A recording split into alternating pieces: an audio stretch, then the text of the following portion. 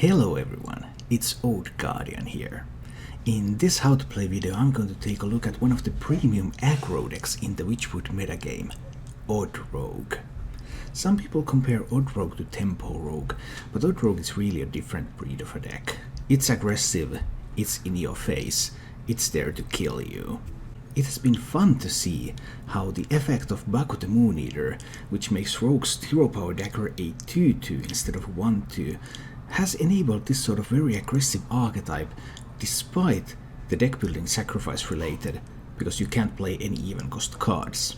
For Rogue, that's not always such a big deal, because what does Rogue do on turn 2? Typically take dagger up anyway.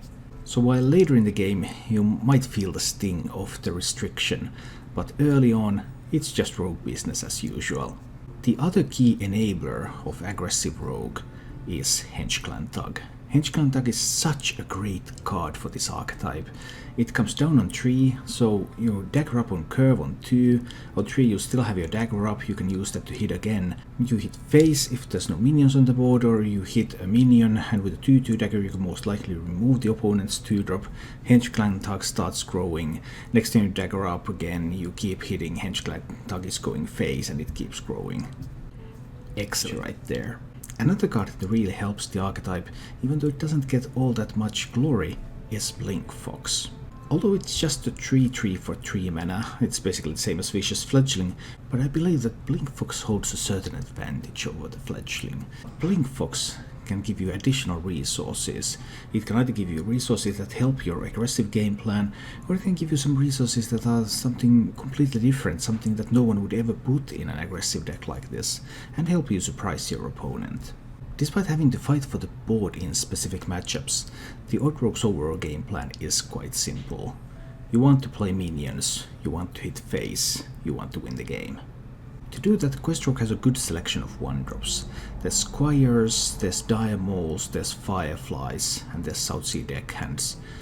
3 of these are relatively difficult to remove. Firefly can also act up as a 2-drop if needed. And Southsea Deckhand, while it's more easy to remove, it has charge, so it can act as a finisher. And there are also 2 1-mana spells in the deck. Cold Blood, which you typically want to use early on something that's pretty difficult to remove, so that you have the chance to maybe getting 2 hits with it. You're really not looking to save Cold Blood for a finisher.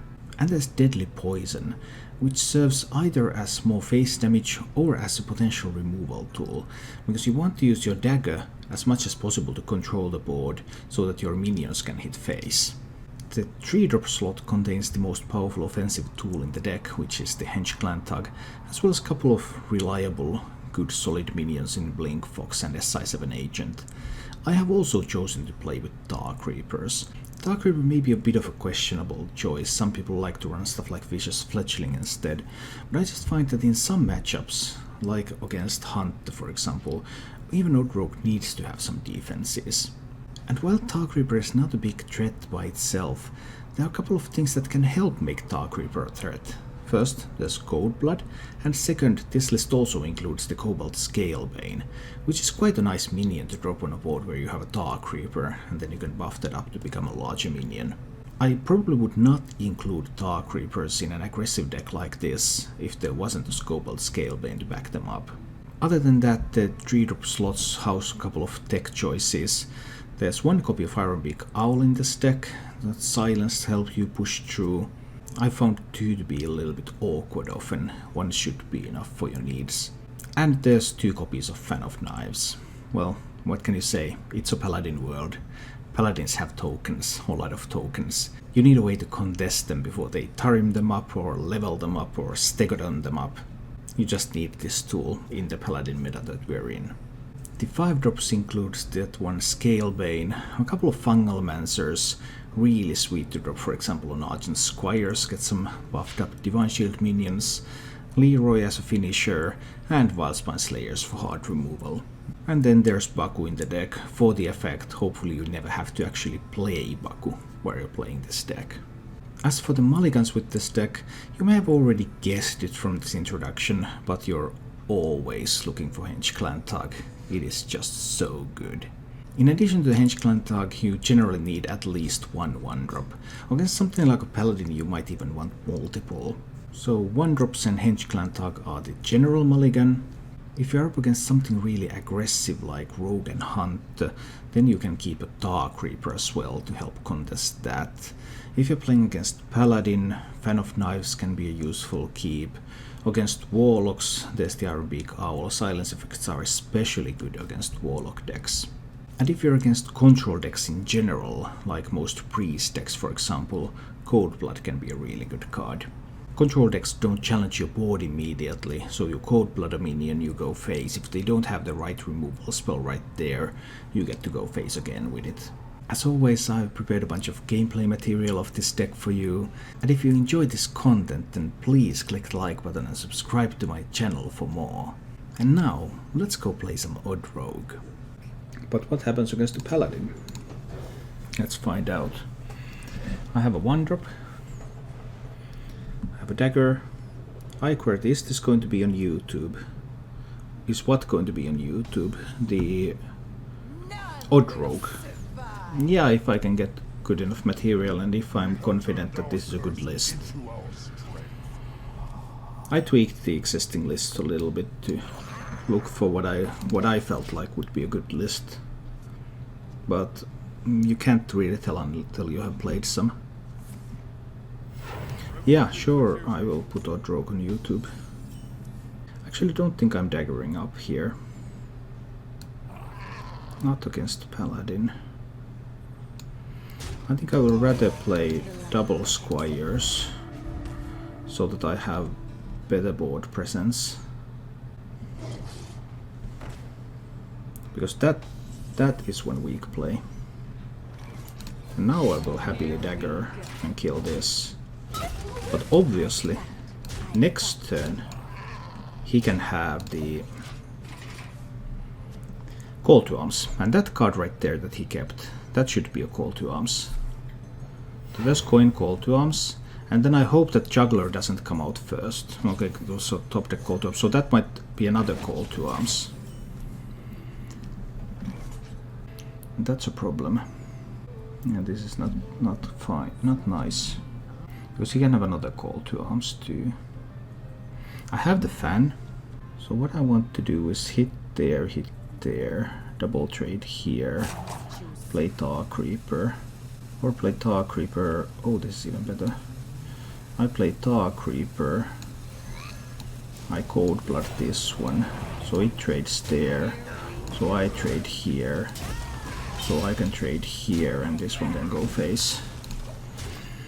Now obviously if he has another Knife Juggler, that is great for him. But if he doesn't have another Knife Juggler, then this board is actually really annoying. He could also have a Consecration though. So there are a couple of cards that he can have. This sets it up so that next turn I have the ability to play Dagger and Fan if he wants to go wide with the recruits that he has from the Jailer. Reporting for duty. Reporting for duty. He wants to go wide with the recruits. Reporting for duty. And this is what I was looking for.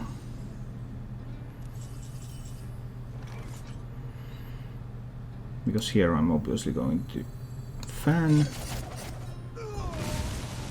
And then going to Dagger up. And then we push face.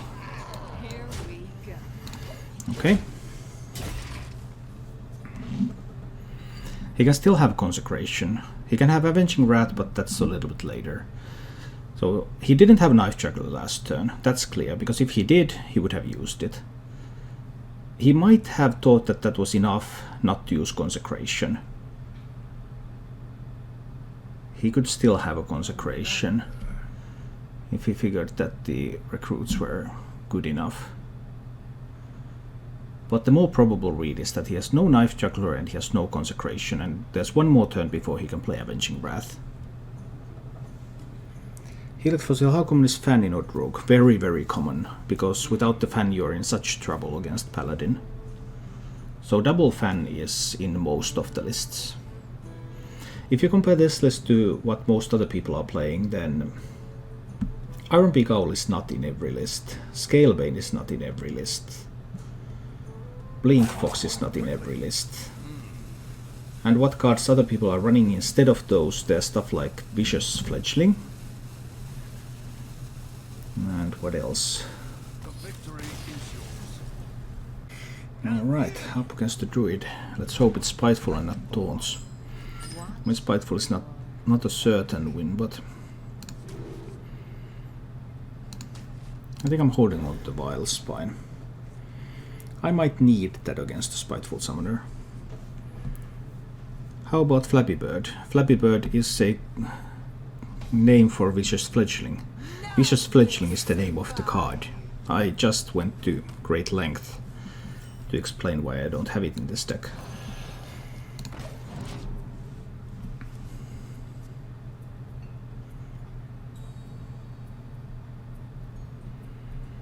Spiteful. Spiteful. Alright. So if I play my one, I think I want to play my 1-drops, right? Yeah, I want to trade away that fellow. But I want to get some 1-drops down there. That means my next turn is going to be mana inefficient. So I don't want to Cold Blood for +2. Let's see. Kappa Helix Foxil. That is the Kappa. Okay, now I actually managed to mess things up for myself. Oh well, sometimes happens. I need to do this. Because I have to push through the Crypt Lord immediately. Yeah. What I needed to do last turn was play the Diamole and Cold Blood the Diamole and save the Flame Elemental for next turn. Cold Blood on Diamole last turn would have been optimal.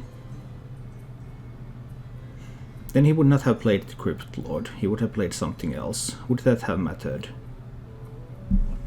Unlikely. That would have saved the Flame Elemental. I could also use Flame Elemental potentially with the Vile Spine. Just giving me lots of things that I could do. Yeah, I definitely made a mistake in that turn, and that mistake might end up costing me the game. I need to fan this board, which will protect the Diamole. But I'm no better off for next turn. Yeah, that would have been such a better play. So now, instead of getting to 5 mana for next turn, he can get to 6 mana so that he can play the Spiteful Summoner.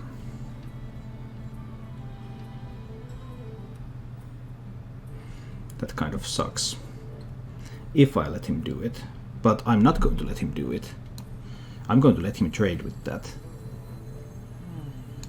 Because there's no way I'm going to let him play Spiteful Summoner already next turn when I'm not ready for it. Which is why I'm hitting face. He gets a trade. It's cool. Spiteful Summoner cannot come down this turn, it comes down next turn, which gives me a chance to draw a 1-drop. And there are 9 1-mana cards. Well, any 1-mana card will do. There are 9 1-mana cards in the deck, and I get 2 draws to get it, to have it in time for the Spiteful Summoner. 2 draws to get 1 out of 9 of 21 cards. I generally like those odds. Of course he can have something nasty here, but that's a problem for another time.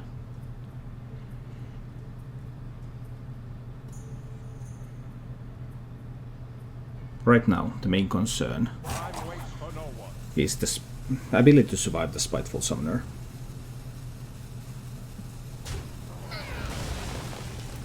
Alright. Yeah, he was always going to do that trade. That's cool. Does this mean that he really has nothing else to play? Wow. That really... He was quite all in on that getting that Spiteful Summoner out there, wasn't he? And now I have a Firefly. Which means that I can activate the Vile Spine. So I play the Scalebane. And I play the Firefly, and I push.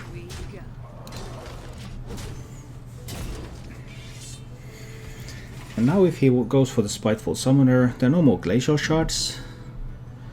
11, 12, 13, 14, 14 plus 6, I have 20 damage. I have 22 damage actually, if nothing is destroyed from this board. He's dead. And Blinkfox did it. Yep, Blinkfox did it. Gotta love Blinkfox. Blinkfox is fun. So fun.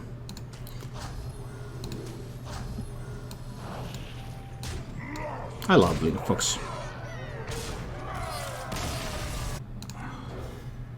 I was puzzled by that assumption.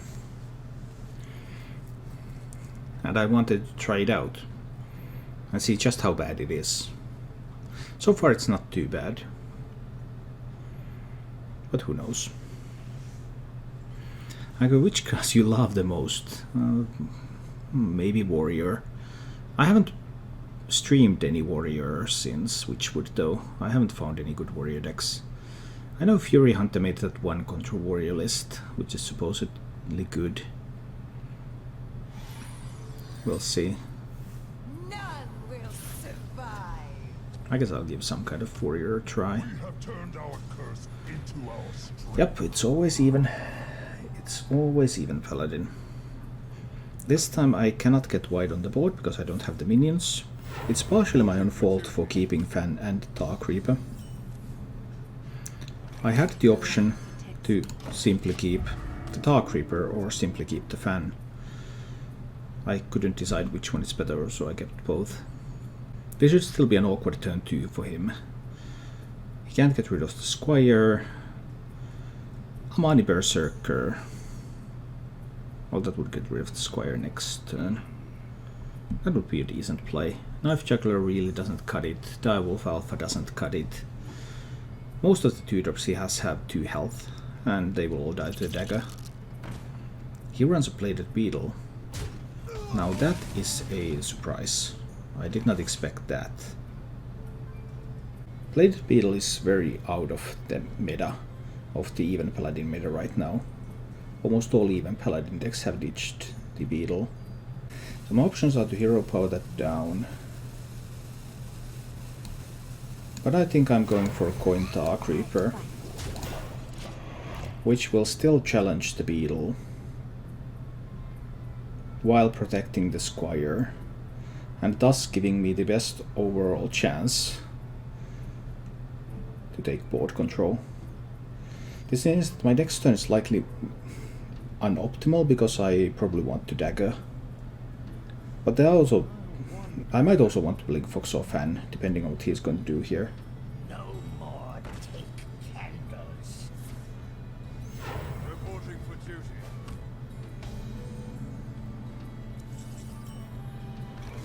And now I can do Dagger Firefly. He could have Consecration. That would be slightly awkward, because it would wipe the board, but it would also give me the initiative. So I guess I'm not too concerned. Here we go. So we're killing this fellow here, and we're killing this fellow here, and we're playing Firefly. Well, actually Consecration doesn't even kill the Dark Reaper. He can kill the Dark Reaper with a true Silver Champion, but of course he can play Call to Arms, and he has this card that has been in his hand the entire time. So I have a decent read that it could be Call to Arms. Alternatively, he might go for killing off the Jailer and going wide with the Recruits, for which eventuality I have access to the Fan. Put this apple on your head. Reporting for duty. That seems unlikely for the daggers to do much. He gets 2 daggers, so both would have to hit the Firefly in order to kill it. Yeah, that didn't look like it was going to work. So of course dagger down this fellow. That's 1 juggler down. He could have another. And he can have Consecration. He can have Equality Consecration. So I can take these trades every time. But I believe I'm also playing the Blink Fox here. Arrogant Crusader is not bad. I think I'll also go with the Flame Elemental. This of course means that if he happens to have a Consecration, he can kill 3 minions, leave only the Blink Fox at 1 health, and he can weave in a hero power. Equality Consecration only comes next turn. And if he has another Knife Juggler, then he has some potential to do even more damage. He gets 3 knives. I have 2 1 health minions. Oh, what a sniper. What a sniper. Well, that was rough. I think I don't want to spend the fan yet. I believe I still don't want to spend the fan. Fan would of course allow me to start pushing a little bit, but Fan is also my comeback for his Call to Arms. Yeah, that Knife Juggler was a real sniper. No hits on these minions. I wish I had 1 more mana to play the Arrogant Crusader. Fortunately, I do not. I think I'm daggering this fellow down. But I'll trade these. And I'll play the Dire Mole. I'm not going in with a Cold Blood yet. He can have Equality. He can have Equality Consecration. A simple Consecration will also do.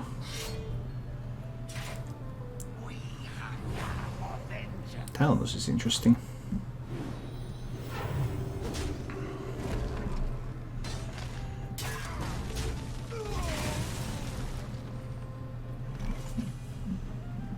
Arrogant Crusader or Tar Creeper. Can't get more stuff out with either of them. Arrogant Crusader goes nicely with my mana.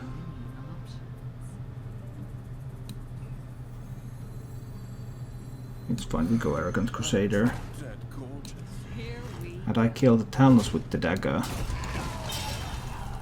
So that this one stays out of Consecration reach.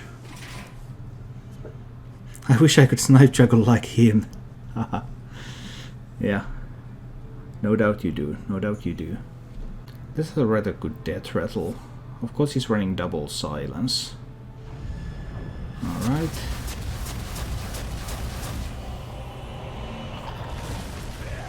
His snipes are on point. Definitely on point. Can't blame him. Those are just hitting every time. Oh, but that Hench Clan Tug is a huge draw. But he can still have Equality. Is this a standard list? This Odd Rogue list? Well, this is my build, but they all the Odd Rogue lists are built from the same components.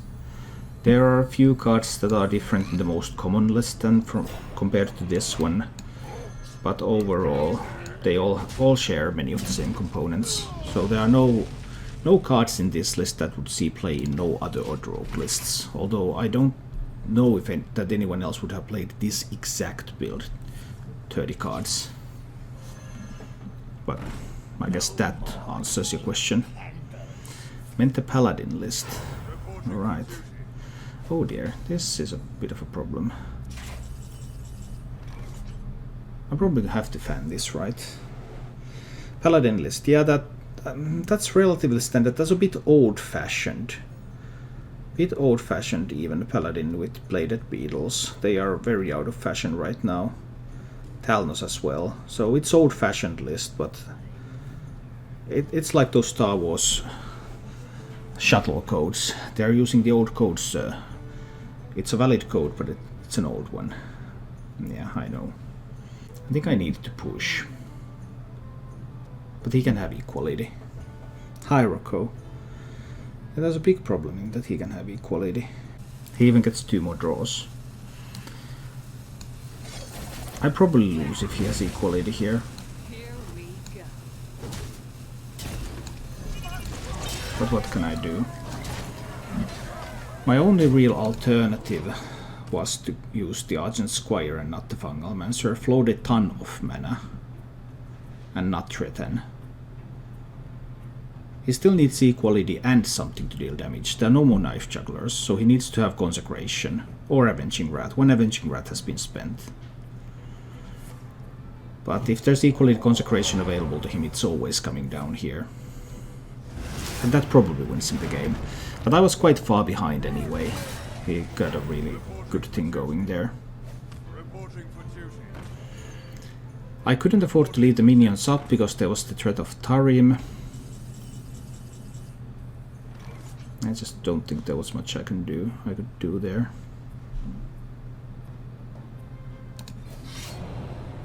Here we go. The light protects me. Things don't look great right here either. If I had another 1-drop that I could have played with the Fungalmancer and the Squire, that would have been better, but Reporting now things are looking bleak. Next is going to be Tarim or Stegodon, reporting for duty. and both of those are very, very scary. Double Stegodon. You can't win them all.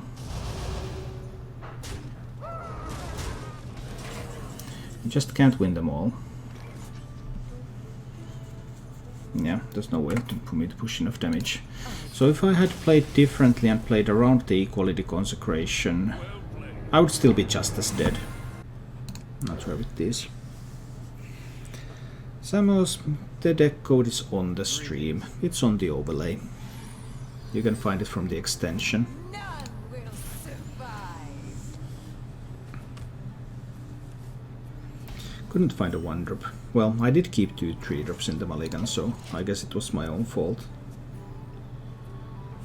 He didn't have a cleric either, which is good. That was a rapid Shadow Visions. You don't see them that quick or that often. Well, let's see what happens next. That's a nice minion. So if he has a Duskbreaker, I play the Henge Clan Tug, I hit face. If he can hit this one in, and then he can Duskbreaker if he has that. So that would be relatively powerful. I think I'll take that chance. I believe it's worth it. But I don't think I want to give him 2 cards. I can also have some kind of Pyromancer plays. But with those it's more difficult to actually kill the Tug. It's more like he has to have the Duskbreaker exactly now. And that's very unlikely at this moment. But turns out he drew it last turn. When they draw like that, they draw like that. I do want to kill off the Duskbreaker.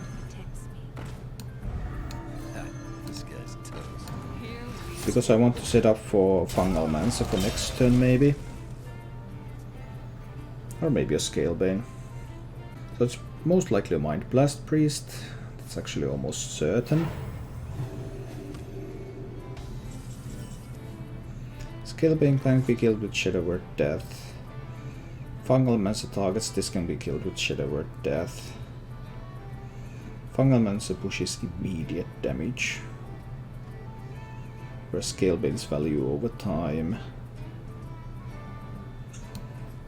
I think I'll still go with the Scalebane. There's also the 50% chance that the buff hits the Squire, making it a 4-1, which would be really, really good. There's no Anduin, there's no Psychic Scream yet. Yeah, and a single death there is not that significant. And I have the ability to kill off the Acolyte without giving him card draw, which will compromise my ability to kill off his Primordial Drake, but that's not coming yet. So I'm coining the Vile Spine Slayer, and I'm pushing face damage. Now he can Psychic Scream, and next turn he has the ability to play the Primordial Drake.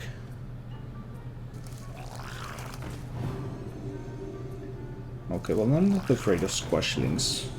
Nice build, by the way. Zetalot's legend build.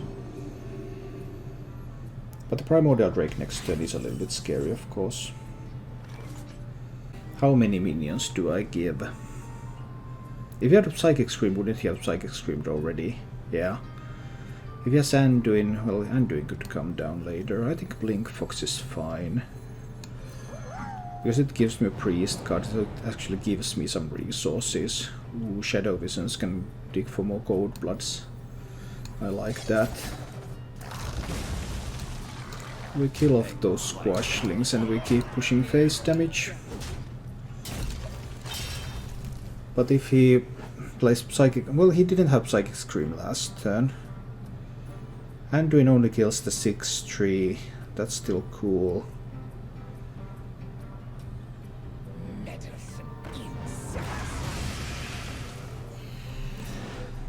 So now he gets to... does he get to more than 13? He's at 13. Oh, he does get further. Alright, well then he's good. Then he's all good. I could play Dark Reaper, Fungalmancer, go face. He could have Silence. If I go Dark Reaper, Fungalmancer face, that's 4 plus 4, that's 8. Puts him down to 11. That's still not a lethal setup. But I guess it's among the most powerful things I have available to me right now. So we're going with this line. He has had a lot of healing. 3 Squashlings played, Divine Hymn played. He had double Dusk Breakers, so... but we will see what we can do here. I'm fine with the Primordial Drake, because I have Silence in hand.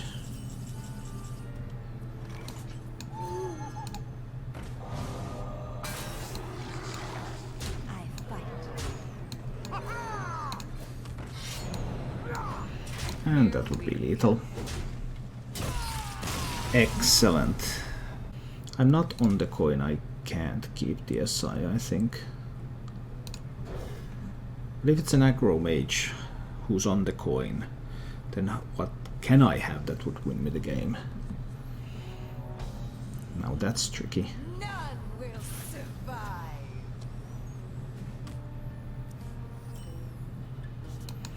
Well, see, I start with the Diamole. Argent Squire Diamole, pretty equal. Except for against this opener, the Diamole is actually better. Here we go. Against most things that he could do, the Squire would be the same as the Diamole, but against that one it was actually better. Because now he can't just ping the Diamole away. Not that it's very threatening anyway.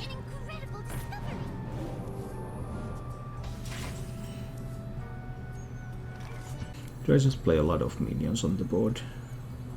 Another key question, do I trade? I have a problem again that I don't have a lot of actual power available to me.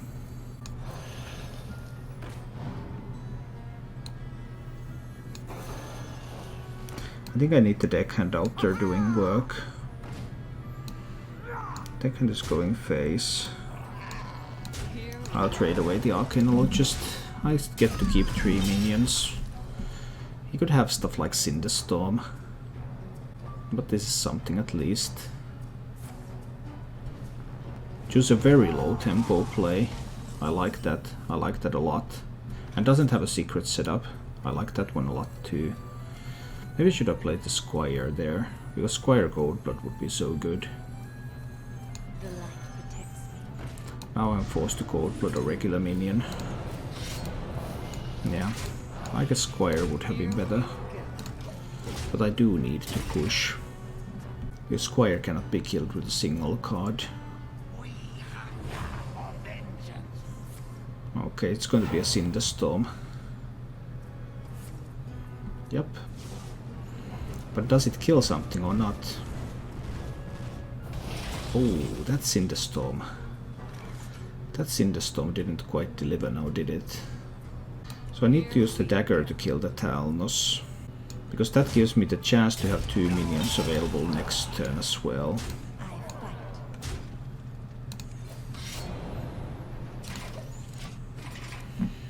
So, or 1 minion available next turn, so I could do Goldblood Vilespine, potentially. I mean, that one is always getting pinged, I know that much.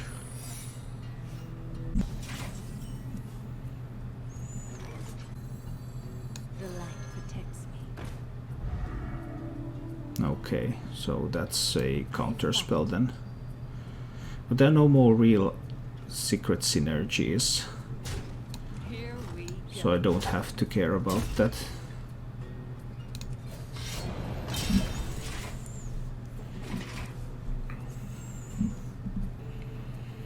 I'll just keep pushing. Life Drinker is so good in these matchups though. It's a powerful card.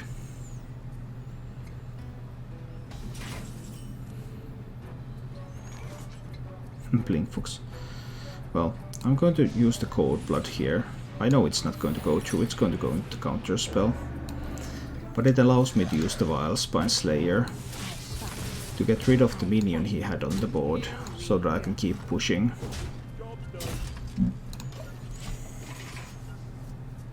He might have more secrets. Someday I'll be just like you. So what do you think of Colanton's control decks that he brought to summer playoffs? Oh, that was a strong Arcane Missiles.